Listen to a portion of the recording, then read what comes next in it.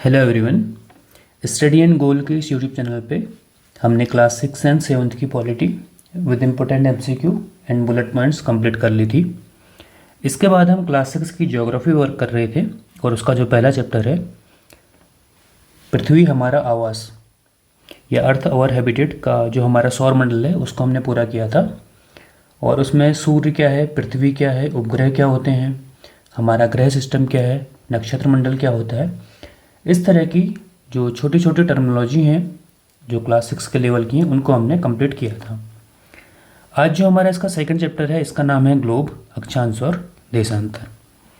देखिए, globe, latitude and longitudes, ये अक्षांश और देशांतर पृथ्वी की सतह पर खींची गई कुछ रेखाएं होती हैं जिनको हमने अपनी सहूलियत के लिए या हमने पृथ्वी को अच्छी तरह से स्टडी करने के लिए इनको ड्रॉ किया हुआ है। तो इनके बारे में आगे पढ़ेंगे। तो इस चैप्टर का जो बेसिक एक क्रक्स है वो ये है कि हमने इसमें लाइंस के बारे में पढ़ना है जो हमने अर्थ के ऊपर खींची हुई है, और इन्हीं लाइंस को हम अक्षांश और देशांतर कहते हैं। अब सबसे पहला जो टर्म इसमें आया है वो है ग्लोब। देखिए, ग्लोब पृथ्वी का एक छोटा रूप होता है क्योंकि पृथ्वी तो काफ़ी बड़ी है।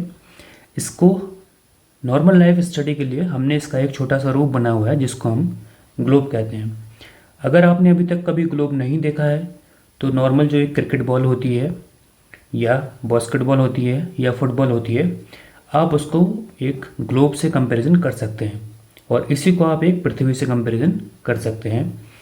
इसमें आपको थोड़ी सी ज्योग्राफी में आपको थोड़ी बहुत इमेजिनेशन रखनी पड़ती है। 3D वीडियोज जो होती हैं जिसमें बिल्कुल अर्थ को रोटेट होते हुए दिखाया जाता है, उस तरह की चीज़ों की भी आप हेल्प ले सकते हैं। लेकिन क्योंकि जब आप पढ़ेंगे तो आप बुक से ही पढ़ेंगे तो वहाँ पे तो 2D डायग्राम ही रहेगा। साथ में जब पेपर आप देंगे तो वो भी वहाँ पे आपका एक जो आपको जो कॉपी मिलेगी या जिस पे आप सॉल्व करेंगे रफ वर्क पे, वो भी एक 2D ही होगी। मतलब आप सिर्फ प्लेन में ही ड्रॉ कर पाएंगे वहाँ पे अर्थ को कुछ इस तरह से। तो इसलिए आपको एक बार समझ के फिर इसी फॉर्म पे वापस आ जाना है ताकि आप उसको एग्ज़ाम रूम में अच्छे से कर पाए। तो सबसे बेसिक चीज़ मैंने आपको ग्लोब बता दिया। इसके बाद एक टर्म यहाँ पे आई है अक्ष। ये बस समझने की चीज़ है, यहाँ से एमसीक्यू बनने के चांस कम है। देखिए, हम जानते हैं कि पृथ्वी थोड़ा सा झुकी हुई है। अगर ये पृथ्वी बिल्कुल सीधी होती जैसे कि इस डायग्राम में दिखाया गया है तो इसका जो ऊपरी पोल है और जो ये सबसे अंतिम पोल है इसको मैं कुछ इस तरह से जोड़ता। लेकिन क्योंकि पृथ्वी थोड़ी सी झुकी हुई है और अगर हम किसी गोले को झुकाएं भी तो भी वो गोला ही रहता है। तो जब मैं इसको झुकाता हूँ तो इसका जो नॉर्थ पोल है और जो साउथ पोल है वो कुछ इस तरह से झुकता है। तो जो ये लाइन है वो कुछ इस तरह से झुकी होती है। तो इस झुकी हुई लाइन को ही हम इसकी अक्ष कहते हैं। तो पृथ्वी अपनी अक्ष पे घूमती है और ये उत्तरी पोल और दक्षिणी पोल को कुछ इस तरह से जोड़ती है। ये एक कंसेप्चुअल चीज़ है, इससे एमसीक्यू आने के चांस बहुत कम है। अब जो हमारा मेन इस टॉपिक का क्रक्स है या इस चैप्टर का जो क्रक्स है, हमने इसमें रेखाओं को पढ़ना है। तो सबसे पहला जो इसमें रेखा है उसको हम विषुवत वृत्त है या फिर उसको आप कह सकते हैं, इंग्लिश में इसके लिए जो टर्म यूज होता है वो है इक्वेटर। इसके बारे में थोड़ा सा हम देखिए समझते हैं।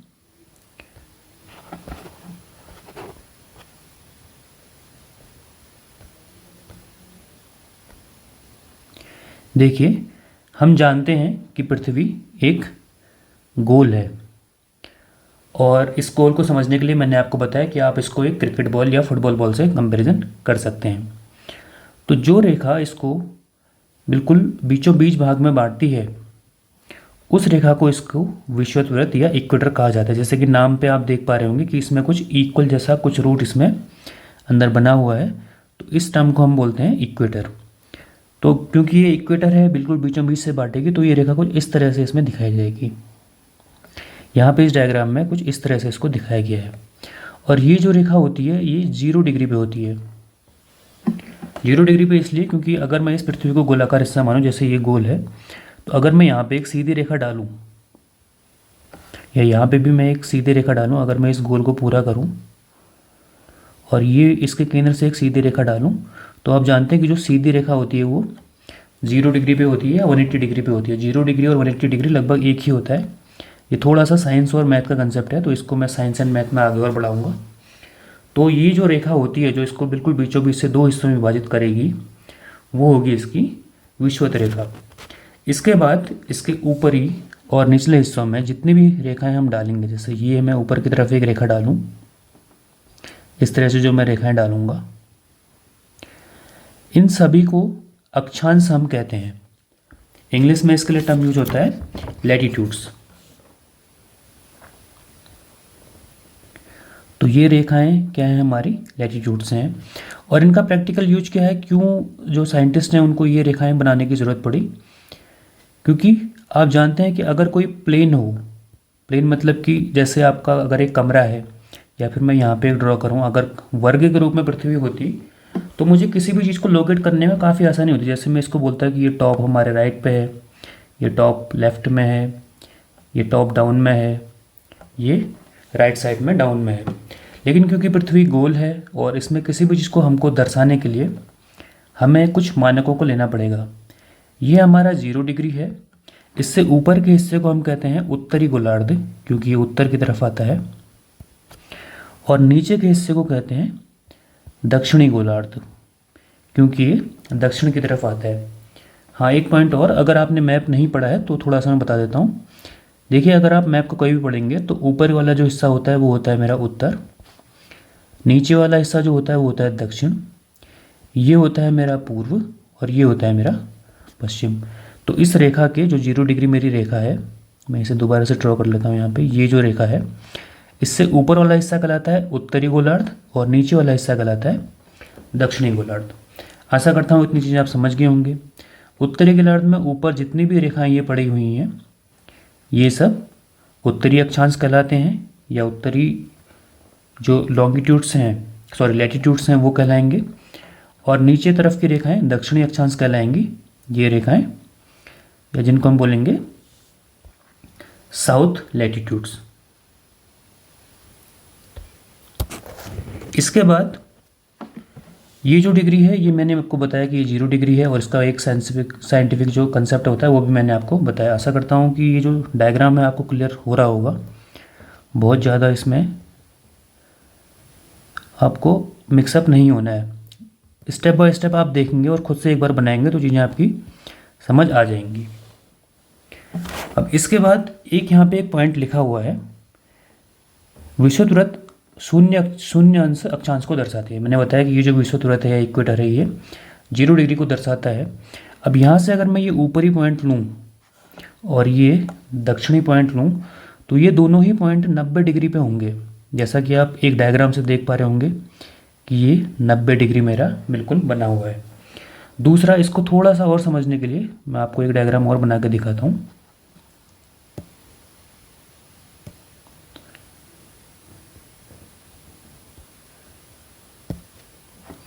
अगर मैं एक वृत्त खींचूं और कुछ इस तरह से इसको बनाऊं कि ये अंदर से खोखला है, क्योंकि पृथ्वी कुछ इस तरह से होगी, तो ये जो एंगल बनेगा अंदर की तरफ, ये जो पूरा एंगल बनेगा ये होगा मेरा 360 डिग्री, और ऊपर की तरफ जो बनेगा ये मेरा 90 डिग्री बनेगा, नीचे की तरफ जो बनेगा 90 डिग्री बनेगा। तो अल्टीमेट जो हमारा कंसेप्ट ये है कि ये जो उत्तरी पोल होगा ये होगा मेरा 90 डिग्री पे, किससे, इस विषुवत वृत्त से, और जो नीचे वाला एंगल होगा ये भी होगा 90 डिग्री इस इक्वेटर से या विषुवत वृत्त से। आशा करता हूँ इतनी चीज़ें आपकी अब समझ में आ गई होंगी।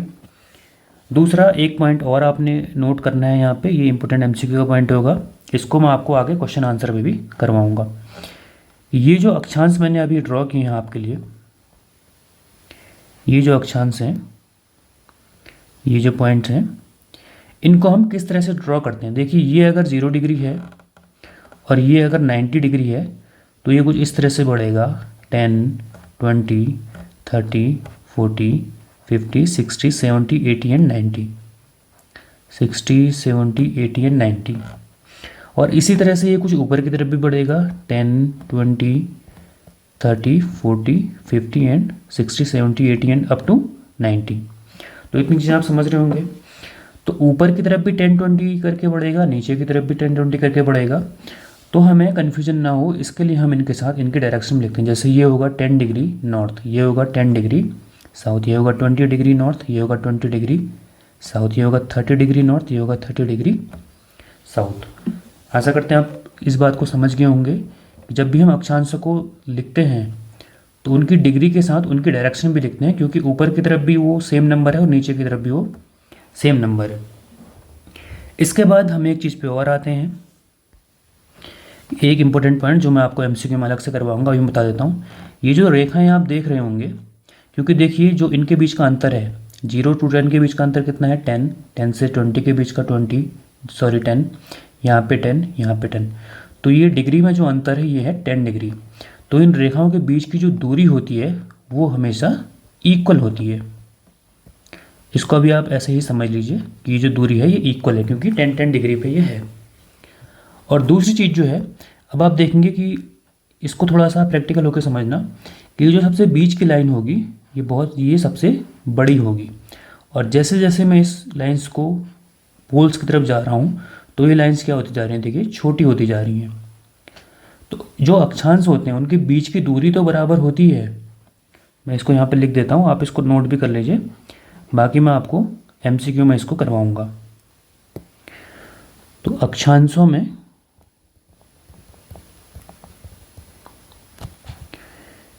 बीच की दूरी बराबर होती है,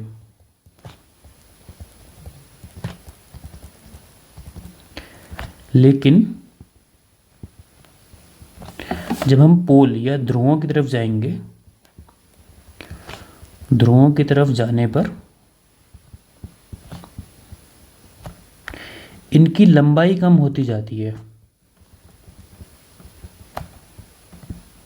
इनकी लंबाई कम होती जाती है। तो ये क्वेश्चन कभी भी स्टेटमेंट के रूप में आ सकता है, ये एक अच्छा क्वेश्चन है। और अक्षांशों को अगर आपको बनाना आ गया है तो आपके लिए अब बहुत ईजी ये क्वेश्चन है। इसके बाद देखिए, मैंने इससे ऊपर आपको पृथ्वी में ये रेखाएं समझाई कि ये रेखाएं किस तरह से होती हैं। तो इन रेखाओं में से कुछ रेखाओं की काफ़ी ज़्यादा सिग्निफिकेंस है। जैसे ये 0 डिग्री को तो मैंने आपको बता ही दिया, ये तो मोस्ट इम्पोर्टेंट है, क्योंकि इसने पृथ्वी को 2 भागों में बांटा हुआ है। तो कुछ रेखाएं और हैं जिनकी थोड़ी बहुत एक सिग्निफिकेंस है। ये सिग्निफिकेंस क्या है, इनको आप आने वाली क्लासेस में अच्छे से पढ़ेंगे। जब हम अपर क्लासेस में जाते हैं तो आप देखते हैं कि जो मानसून बनता है, आईसी टीचर जो जोन बनता है, उसमें इन रेखाओं की एक फिजिकल सिग्निफिकेंस हमको दिखाई देती है कि कैसे भूमध्य रेखा के आसपास वो जोन ऊपर नीचे जाता है, जिसकी वजह से मानसून खिंचता है या वापस जाता है। तो लेकिन अभी एक छोटा सा कंसेप्ट आप ये समझिए कि ये जो रेखाएं हैं, और एमसीक्यू तो इनसे देखिए काफ़ी ज़्यादा बनते ही बनते हैं। पिछली बार अपर पीसीएस में आया था कि कौन सी जो देश हैं वो भूमध्य रेखा पे आते हैं। तो इन रेखाओं को हमने पढ़ना है और इन रेखाओं की थोड़ी बहुत हम सिग्निफिकेंस यहाँ पे जानते हैं। तो अगला जो टॉपिक है वो है महत्वपूर्ण अक्षांश या समांतर रेखाएं। अक्षांश मेरे ख्याल से अभी तक आप समझ गए होंगे। जब हम एक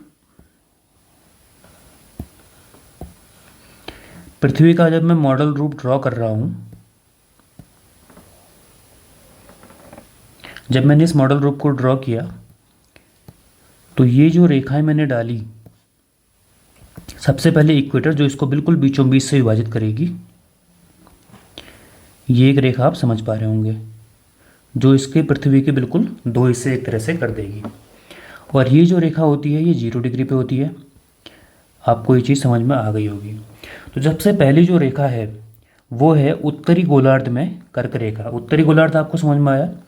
इस रेखा से ऊपर का हिस्सा जो उत्तर की तरफ है उसको हम कहते हैं उत्तरी गोलार्ध। जैसे ये पूरा हिस्सा ये मेरा उत्तरी गोलार्ध है। तो इस अक्षांश में कर्क रेखा जो है वो 23.5 डिग्री पे, अगर ये 0 डिग्री है और ये 90 डिग्री है तो मैं इतना ज़रूर समझता हूँ कि आपको डिग्री बनाना आता होगा। तो 10 डिग्री लगभग कुछ इस तरह से जाएगा, तो मैं सीधे 23.5 डिग्री लगभग कुछ यहाँ पे ये चीज़ होगी। ठीक है, ये आपको पता होगा कि डिग्री किस तरह से बनेगी। 0 अगर 90 यहाँ पे है तो 20 कुछ इस तरह से होगा।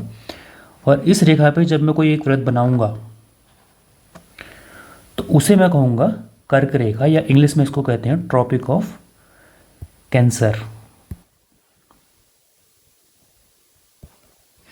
ठीक इसी तरह जब मैं दक्षिणी गोलार्ध में मकर रेखा बनाऊंगा, दक्षिणी गोलार्ध आप समझ पा रहे होंगे कि इससे विषुवत वृत्त से नीचे का हिस्सा क्या कहलाएगा, दक्षिण ध्रुव कहलाएगा। और इसी तरह ये मेरा 0 डिग्री है तो ये मेरा 90 डिग्री यहाँ पे है। और जब मैं 23.5 पे नीचे की तरफ एक सर्कल बनाऊंगा, ये मेरा 23.5 ऊपर की तरफ है और ये मेरा 23.5 नीचे की तरफ है, तो ये जो सर्कल मेरा बन के आया है, ये सर्कल, ये मेरा कहलाएगा मकर रेखा या ट्रॉपिक ऑफ कैप्रिकॉर्न। तो दो रेखाएं आपकी समझ में आ गई, कर्क रेखा जिसको हम कहते हैं 23.5 डिग्री उत्तर और मकर रेखा जिसको हम कहते हैं 23.5 डिग्री दक्षिण की तरफ। इस डायग्राम को आप बना के एक बार देख सकते हैं खुद से।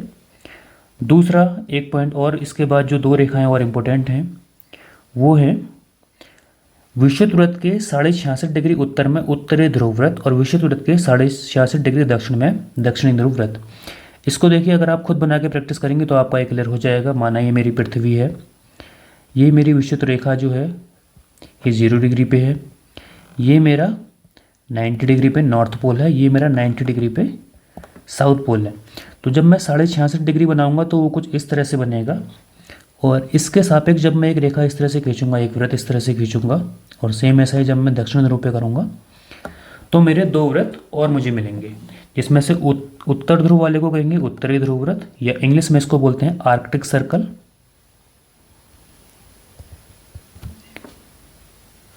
और नीचे वाले को बोलते हैं हम अंटार्कटिक सर्कल। इंग्लिश में भी आपको नाम याद रखने हैं, क्योंकि बहुत बार क्या होता है पेपर में इसी का इस तरह से इसको लिख देते हैं आर्कटिक आर्कटिक। तो उस समय अगर आपने इसका इंग्लिश नाम नहीं पढ़ा होगा तो थोड़ी बहुत कन्फ्यूजन होगी। तो सजेशन यही है कि जो मेन इनके नाम होते हैं वो कम से कम आपको इंग्लिश में पता हो, अगर आप हिंदी मीडियम वाले भी बच्चे हैं तो चारों की चारों रेखाएं जो हैं वो मैंने आपको बता दी। इनको आप एक बार खुद से बना के ड्रॉ करिए तो आपको इनके वैल्यू तो पता होनी ही चाहिए। 23.5 डिग्री उत्तर, 23.5 डिग्री दक्षिण और उसी के साथ 66.5 डिग्री उत्तर में और 66.5 डिग्री दक्षिण में। तो हमने ग्लोब को पढ़ा, अक्ष को पढ़ा, उसके बाद हमने विषुवत रेखा को पढ़ा। इसकी सिग्निफिकेंस क्या है ये बताया, ये पृथ्वी को दो हिस्सों में विभाजित कर देती है। उसके बाद हमने इन रेखाओं को पढ़ा और रेखा बनाने की क्या नीड थी वो भी मैंने आपको बताया, क्योंकि पृथ्वी पे क्या है, क्योंकि गोल हमारी पृथ्वी है। अगर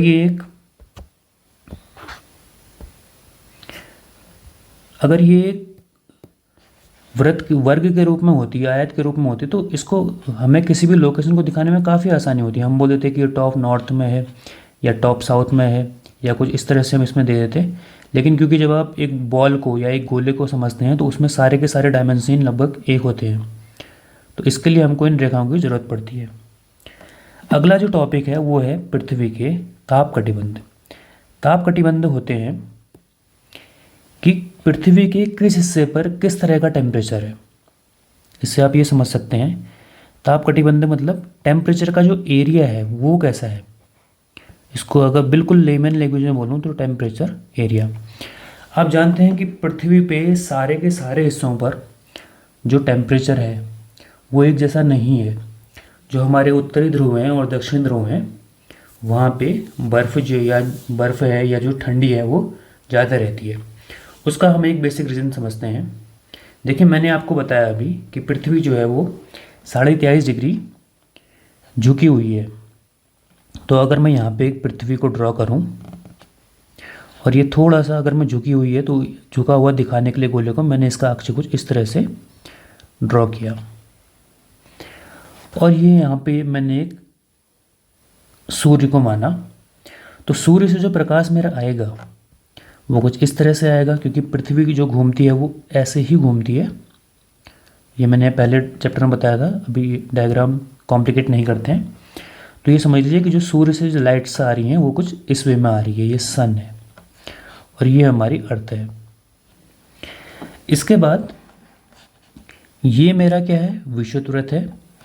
यहाँ पे मेरा कुछ ट्रॉपिक ऑफ कैंसर होगा, यहाँ पे मेरी ट्रॉपिक ऑफ कैप्रिकॉर्न होगी या जिसको मैं बोलूँगा कर्क रेखा और मकर रेखा, और 66.5 डिग्री ऊपर यहाँ पे मेरा आर्कटिक सर्कल बनेगा और यहाँ पे मेरा अंटार्कटिक सर्कल बनेगा। तो आप देखेंगे कि इस एरिया पे तो जो लाइट्स हैं वो बिल्कुल सीधे पड़ेंगी, ठीक है। ये ट्रॉपिक ऑफ कैंसर, ये मेरी इक्वेटर और ये मेरी ट्रॉपिक ऑफ कैप्रिकॉर्न। रेखाएं मेरे ख्याल से अभी तक आपको समझ में आ गई होंगी। जब रेखाएं आपकी क्लियर हो जाएं उसी के बाद इस टॉपिक पे आना। तो आप देखेंगे कि यहाँ पे तो जो मेरी लाइट है वो बिल्कुल सीधी पड़ेंगी, और ऊपर के जो एरिया हैं, जैसे ये मेरी आर्कटिक सर्कल है, ये मेरी अंटार्कटिक सर्कल है, तो यहाँ पे जो लाइट्स की इंटेंसिटी है वो धीरे धीरे कम होती जाएगी। और जो ये नॉर्थ पोल है और जो साउथ पोल है, यहाँ पे तो जो लाइट है वो सबसे कम इन एरिया पे मुझे मिलेगी। ये बिल्कुल आप समझ पा रहे होंगे। इसमें टॉर्च का एग्जांपल दिया हुआ है, इससे भी आप समझ सकते हैं। तो टेम्परेचर 3 एरिया पे हमारा चेंज हो रहा है। पहला इस एरिया पे, दूसरा इस एरिया पे। इसका मैं थोड़ा सा चेंज करके बताता हूँ आपको। पहला एरिया मेरा ये है, जो एक टेम्परेचर मेरा जोन बन रहा है, जहाँ पे पृथ्वी की रेखाएं बिल्कुल जो सूर्य से जो आने वाली जो एनर्जी है या ऊर्जा है या प्रकाश है वो बिल्कुल सीधा पड़ रहा है। इसके बाद जो मेरा दूसरा सेक्शन है वो ये है, जहाँ पे थोड़ा बहुत सूर्य का प्रभाव, प्रकाश का जो प्रभाव है वो थोड़ा बहुत रहेगा। और इसके बाद 2 एरिया मेरे ऐसे और हैं जहाँ पे सबसे कम प्रभाव पड़ रहा है, और वो एरिया ये है। तो मुझे कितने क्षेत्र मिले? इसके 3 क्षेत्र मिले जहाँ पे मेरी सनलाइट इफेक्ट करेगी। पहला सरफेस ये, दूसरा सरफेस ये, और तीसरा सरफेस ये, जिनको मैंने अलग अलग जो मेरा इंक है उससे दिखाया है। तो इन क्षेत्र के बस नाम दिए हुए हैं। पहला है उष्ण कटिबंध, या हिंदी में इसको इंग्लिश में हम इनको बोलते हैं टॉरिड जोन, और हिंदी में उष्ण कटिबंध। तो यहाँ पे क्या होता है, यहाँ पे जो आपको गर्मी होगी वो सबसे ज़्यादा मिलेगी। ऊष्मा या गर्मी, जो भी आप टर्म कहना चाहें, वो टेक्निकल टर्म है, उनको आपको पढ़ते पढ़ते हुए क्लियर होंगे। तो यहाँ पे क्या होगा, ऊष्मा आपको ज़्यादा मिलेगी, गर्मी आपको ज़्यादा मिलेगी, प्रकाश आपको ज़्यादा मिलेगा। सूर्य का प्रभाव सीधे सीधे इस क्षेत्र पे होता है। तो ये क्षेत्र किसके बीच में है? देखिए, सबसे पहला अगर मैं बोलूँ उष्ण कटिबंध,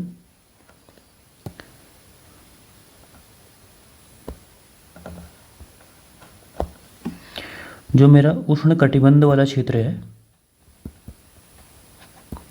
वो मेरा कर्क रेखा व मकर रेखा के मध्य है। जब हम एमसीक्यू करेंगे या थ्योरी में आपको इसके बारे में बताऊंगा, तो ये जो नोट्स हैं इसको आप बिल्कुल प्रॉपर लाइन में, प्रॉपर जो एक तरीका होता है लिखने का, वहाँ पे देखेंगे।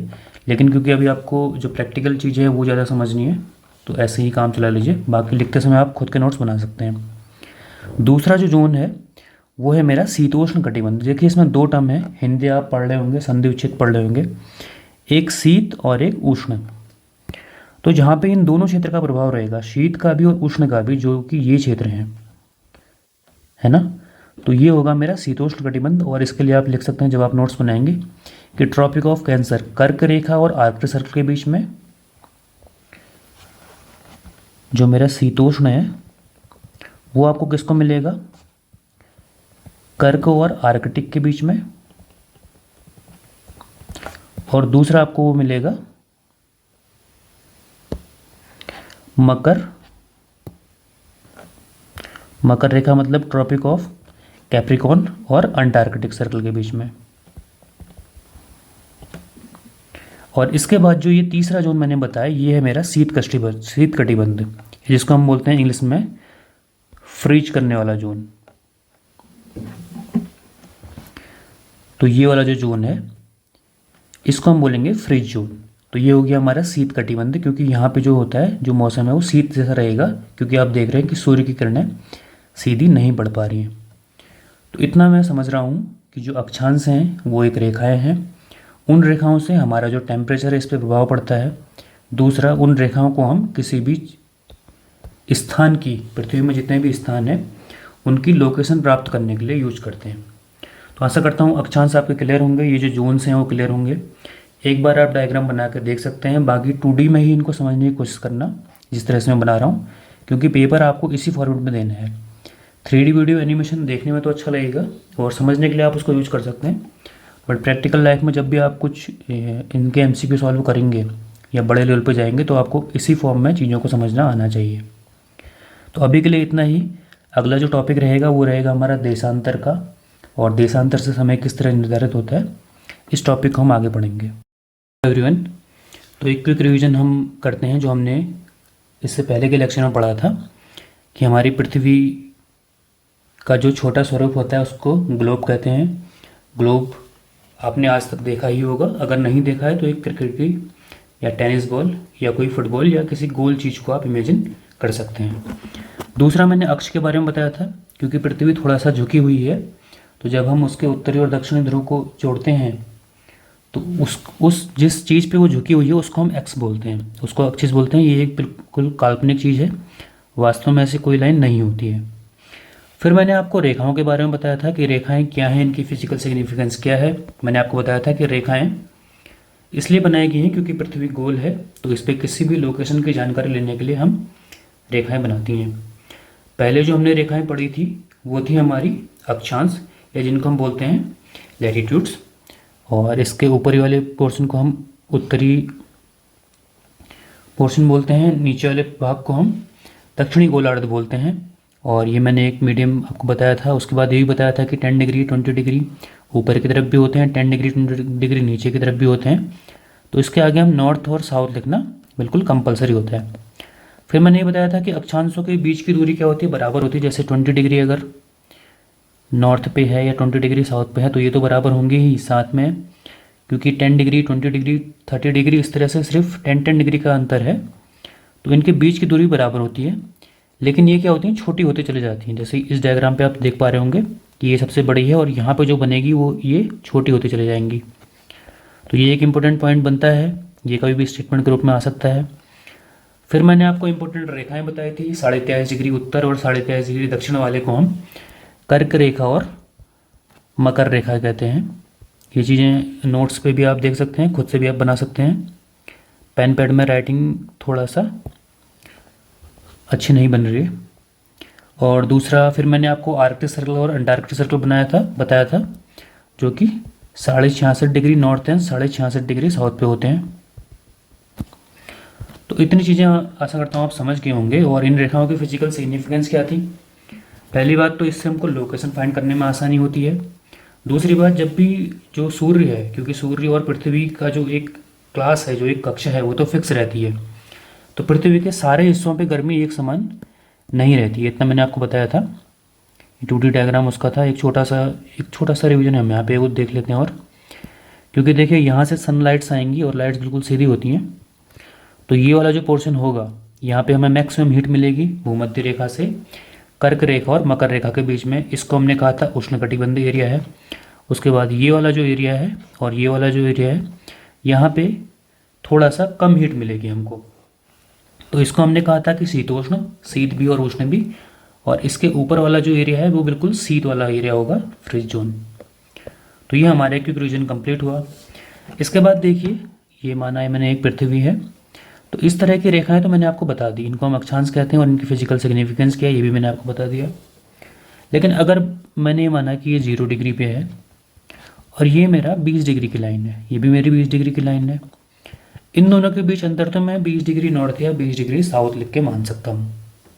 लेकिन अगर एक पॉइंट यहाँ पे ए है, एक पॉइंट यहाँ पे बी है, एक पॉइंट यहाँ पे सी है, फिर ये घूम के भी इस तरह से कुछ आएगा और यहाँ पे कोई पॉइंट डी है, तो ये सारे के सारे पॉइंट ही 20 डिग्री नॉर्थ पे आते हैं। तो यहाँ से हमको ये चीज़ क्लियर नहीं हो पाएगी कि कोई लोकेशन कहाँ पे स्थित है। तो इन लोकेशन को ज़्यादा डिटेल में पढ़ने के लिए हम इसका अगला जो टॉपिक है वो है मेरा देशांतर। देशांतर या जिनको हम बोलते हैं लॉन्गिट्यूड्स।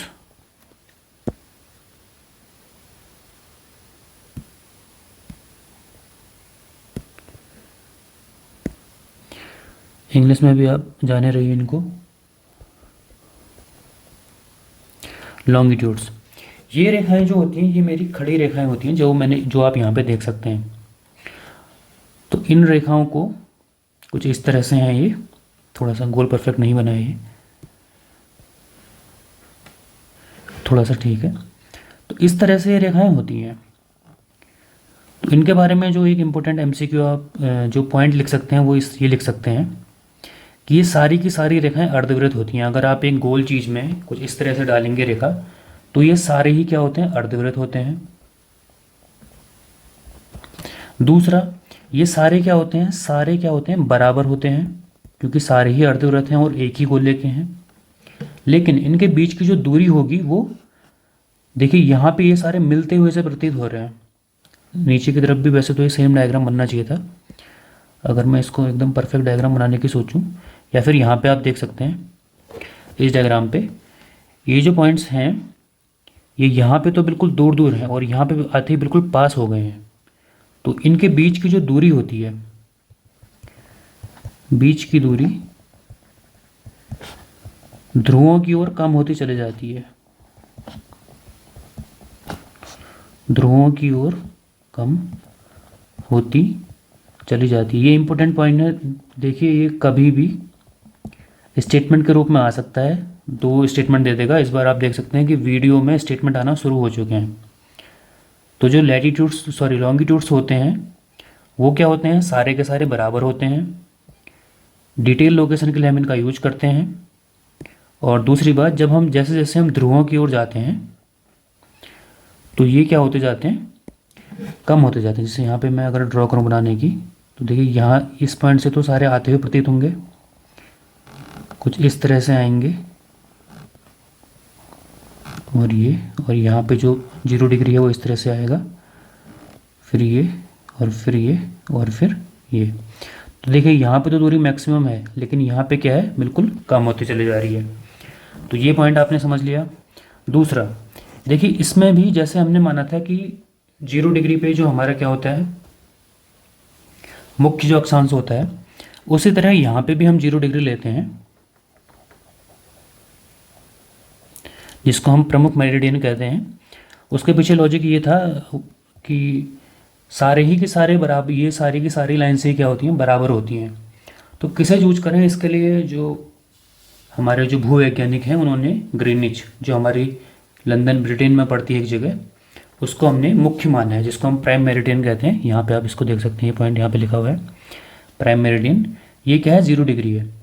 इससे पूर्व की तरफ वाले को हम पूर्वी अक्षांश बोलते हैं, पूर्वी देशांतर बोलते हैं, और इसके पश्चिम की तरफ वाले को हम पश्चिमी देशांतर कहते हैं।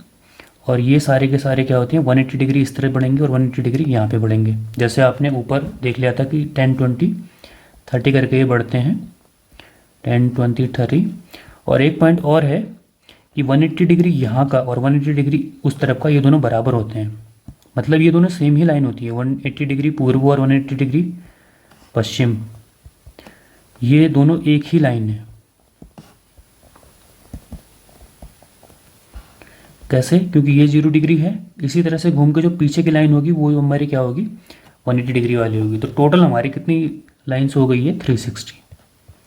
तो एक एमसीक्यू ये भी बन गया कि ये कितने लाइन्स होती हैं, लॉन्गिट्यूड से देशांतर कितने होते हैं मेरे, 360 होते हैं।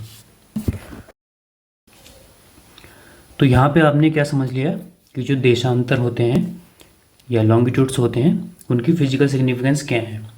ये किसी भी लोकेशन को एकदम परफेक्टली मैच करने के लिए होती है। और जो हमारी 0 डिग्री जो हमारी प्रमुख यामी उत्तर है, या बिल्कुल जिसको हम बोलेंगे कि प्राइम मेरिडियन, वो कहाँ से गुजरती है, ग्रीनिच लंदन से गुजरती है। ये आप समझ गए होंगे। पश्चिम की 180 रेखाएं और पूर्व की 180 रेखाएं, ये भी आप समझ गए होंगे। अब इस मैप को, इसको अगर हम मैप के रूप में देखें तो ये मेरा मैप है, जो आपने हमेशा जब भी आपने वॉल पे टंगा हुआ वर्ल्ड मैप देखा होगा तो इसी तरह का होगा। ये जो पॉइंट है ये मेरा 0 डिग्री है। देखिए ये ग्रीनिच लंदन से होते गुजरता है। इसके पूर्व के पॉइंट्स को हम कहेंगे कि ये पूर्वी पॉइंट है, और इसके पश्चिम के पॉइंट को हम बोलेंगे पश्चिमी पॉइंट है। मैप देखना मैंने आपको बताया था कि अगर ये मैप आपको हमेशा ड्रॉ करना है, आगे आप जब रीजनिंग करेंगे डिस्टेंस एंड डायरेक्शन, वहाँ पे भी यूज होगा ये होता है मेरा उत्तर, ये मेरा दक्षिण, ये होता है मेरा पूर्व, और ये होता है मेरा पश्चिम। तो मैप देखना वैसे भी आपको आता होगा, मैं इसको इरेज कर देता हूँ। दूसरा एक पॉइंट जो हम यहाँ पे समझते हैं वो है कि जो पृथ्वी का जो घूमना है,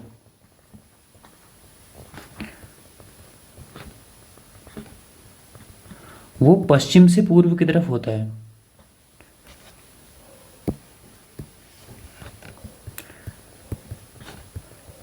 पश्चिम से पूर्व की ओर होता है।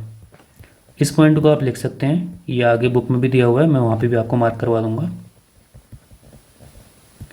और तो देखिए, जब पृथ्वी पश्चिम से पूर्व की ओर घूमेगी, तो पश्चिम ये है, पूर्व ये है, तो कुछ इस तरह से इसमें फोर्स लगेगा। अगर मैं मान लूँ कि यहाँ पे मेरा सन है, तो ये जो पॉइंट्स हैं यहाँ पे सन पहले पड़ेगा, क्योंकि फोर्स ऐसे लग रहा है, तो पहले सन जो है वो यहाँ पे आएगा, फिर यहाँ पे आएगा, फिर यहाँ पे आएगा, फिर यहाँ पे, फिर यहाँ पे। तो यहाँ की तरफ से सनलाइट हमारी आते जाएगी, इसलिए यहाँ पे जापान पड़ता है, तो जापान को हम उगते सूरज का देश कहते हैं। इसी तरह भारत में यहाँ पे अरुणाचल प्रदेश पड़ता है, तो भारत में अरुणाचल प्रदेश को उगते सूरज का क्षेत्र कहा जाता है। तो भारत में भी, फिर भारत के बाद पाकिस्तान में जो सूर्य का प्रकाश पड़ेगा, फिर इसी तरह से यहाँ पे 0 डिग्री पे लंदन पे प्रभाव पड़ेगा।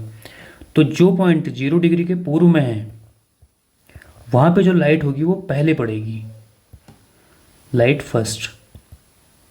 तो यहाँ पे ये क्या होगा, ये पॉइंट मेरे क्या हो गए, आगे हो गए समय से। समय से आगे कैसे, कि यहाँ पे अगर 0 डिग्री है, यहाँ पे अगर मेरे 12 बज रहे हैं, तो यहाँ पे तो सूर्य सुबह हो चुकी होगी। अगर यहाँ पे 12 बज रहे हैं तो यहाँ पे सुबह हो चुकी होगी, क्योंकि यहाँ पे सूर्य का लाइट पहले पड़ेगी, यहाँ पे उससे ही पहले पड़ेगी, ये आप समझ रहे होंगे। दूसरा, यहाँ पे अभी अंधेरा ही होगा, क्योंकि यहीं सूर्य नहीं पहुँचा है अभी।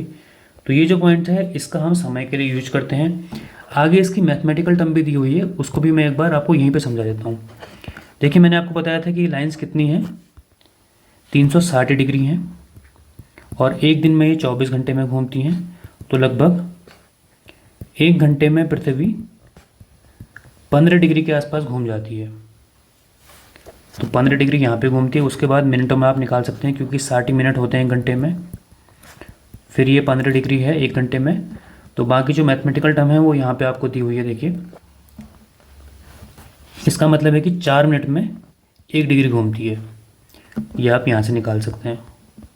60 मिनट में अगर 15 डिग्री, तो 1 डिग्री में कितने हो जाएंगे, 4 मिनट। अगर मैं दोनों तरफ 15 से भाग दे दूँ तो इस चीज़ को आप देख सकते हैं। सुबह यहाँ पहले होगी, और ये जो 0 डिग्री है, और समय के निर्धारण के लिए ये जो पॉइंट है आप निकाल सकते हैं। ये पॉइंट्स भी MCQ में आ सकते हैं। इसके बाद इसका फिजिकल सिग्निफिकेंस यही है, और इसमें कुछ खास ऐसा है नहीं। ये जो पॉइंट्स मैंने आपको बताए हैं, ये मेरे ख्याल से RO में, जो हाई कोर्ट RO 2019 में पेपर हुआ था, वहाँ पे पूछा जा चुका है कि जो ग्रीनिच से पूर्व है, ग्रीनिच से पूर्व में या ग्रीनिच से पश्चिम में, मेरे को अभी क्वेश्चन पूरा याद नहीं है कि सूर्य कहाँ पहले उदय होगा, कुछ इस तरह से वो क्वेश्चन था। दूसरा, भारत पे समय का निर्धारण किस तरह से किया जाता है, कि या फिर इस तरह से कि हम मानक समय क्यों लेते हैं, क्योंकि हर देश यही बोल सकता था कि हमारे यहाँ जिस समय सूरज उग रहा है उसी को आप मानक समय ले लीजिए। जैसे हमने ग्रीनिच को मानक समय लिया हुआ है, तो ग्रीनिच का तो इसलिए लिया था क्योंकि जो उस समय जो ब्रिटेन है, वहाँ पे जो साइंटिफिक एक्टिविटी थी वो ज़्यादा होती थी। दूसरा पॉइंट इसमें ये है कि जैसे भारत में भी है, भारत आप देखिए कि ये जो पॉइंट है, जिसको हम जब हम इंडिया का मैप पढ़ेंगे तो इसमें और अच्छे से पढ़ेंगे। देखिए, मैंने आपको बताया कि 15 डिग्री में 1 घंटा होता है, लेकिन भारत की जो पूरी की पूरी सीमा है वो 82.5 डिग्री यहाँ पे होती है, लेकिन भारत का जो पूरी तरह जो विस्तार है वो लगभग 30 डिग्री में है। ये इंडियन ज्योग्राफी में मैं आपको थोड़ा और अच्छे से पढ़ाऊँगा। लेकिन जब 30 डिग्री का हमारा जो विस्तार है, उसके हिसाब से जो हमारा समय बनेगा वो 2 घंटे बनेगा। मतलब जब भी आप भारत में समय लेंगे तो वो 2 घंटे का अंतर आएगा उसमें, अगर मैं इस पॉइंट पे समय लूँ और इस पॉइंट पे समय लूँ। तो इन दोनों पॉइंट्स को सॉल्व करने के लिए, क्योंकि एक देश में एक ही समय हमारा निर्धारित होगा, तो इसलिए हमने एक बीचों बीच का समय लिया है, जो कितना है 82.5 डिग्री। और ये क्वेश्चन भी एक एग्जाम में आ चुका है। ये किस तरह का क्वेश्चन है मैंने आपको बताया, क्योंकि भारत कितने डिग्री में फैला हुआ है, 30 डिग्री में फैला हुआ है, और 15 डिग्री में 1 घंटा हो जाता है, ये मैंने ऊपर आपको बताया। तो 30 डिग्री में हमारे हो जाएंगे 2 घंटे। तो भारत में जो समय का अंतर होगा वो लगभग 2 घंटे का होगा। लेकिन इस समय के अंतर को हम एक समय रूप में लेने के लिए, क्योंकि एक देश में सिर्फ एक ही समय होगा, काफ़ी सारे देश ऐसे भी हैं जहाँ पे जो मानक समय हैं वो 12 या 13 भी हैं। जैसे फ्रांस में 12 हैं, रूस में 11 हैं, लेकिन भारत ने सिर्फ एक समय को फॉलो किया हुआ है, तो वो हम 82.5 डिग्री इसको हम मानक समय लेते हैं ताकि पूरे देश में एक समान समय चल सके। बाकी देखिए थ्योरी है, जो इम्पोर्टेंट एमसीक्यू इसके बनते हैं मैंने आपको बता दिया है। थोड़ा बहुत मैंने आपको कंसेप्ट भी बता दिया है कि किस तरह से जो पृथ्वी होती है वो घूमती है, समय किस तरह से चेंज होता है, और किन पॉइंट्स पे जो सूर्य हो पहले उगेगा, किन पॉइंट्स पे बाद पे उगेगा। तो ये चैप्टर यहाँ पे हमारा कंप्लीट होगा और इसके जो इम्पोर्टेंट एमसीक्यू बनेंगे वो मैं आपको आगे करवा दूँगा। बाकी जो हमारी जो लाइंस हैं, जैसे ये जो लाइंस हैं, जो मानक समय वाला मैंने आपको बताया था कि पृथ्वी का हमारे भारत का जो हमारा जो देशांतरी विस्तार है वो इतना है, इसको हम आगे की क्लास में भी पढ़ते रहेंगे। अभी ये छोटा सा एक आपकी कंसेप्ट बिल्डिंग है कि थोड़ा बहुत आपके एक बार जो एक तरह से होता है कि हमने एक बार थोड़ा सा मैप देख रखा है वो हमने कर लिया। बाकी जब हम इंडिया का मैप डिटेल में पढ़ेंगे तो इंडिया से कौन सी लाइन जाती है, किस तरह से इसका विस्तार है, कैसे हमने मानक समय को किया है, ये हम वहाँ पे दोबारा देखेंगे। अभी जो क्योंकि ये बहुत छोटे बच्चों के लिए तो इसमें बहुत ज़्यादा थ्योरी यहाँ पे है नहीं। बाकी जो इम्पोर्टेंट एमसीक्यू होंगे वो आपको धीरे धीरे मिल जाएंगे। नोट्स बनाते रहिए और थोड़ा बहुत रिवीजन करते रहिए। कोई अगर पॉइंट छूटेगा तो वो आगे की क्लास में पूरा होगा। जो आपने ज्योग्राफी की ट्रेडिशनल क्लासेस देखी होंगी कि इंडिया का मैप बताया जाता है, उसमें देशांतरी विस्तार बताया जाता है, वो भी यहाँ पे प्रोवाइड की जाएंगी एक बार जब हमारा एनसीईआरटी का थोड़ा बहुत पोर्शन पूरा हो जाएगा उसके बाद। तो अभी के लिए इतना ही, बाकी नेक्स्ट वीडियो पे आगे लेक्चर्स को कंटिन्यू करते हैं।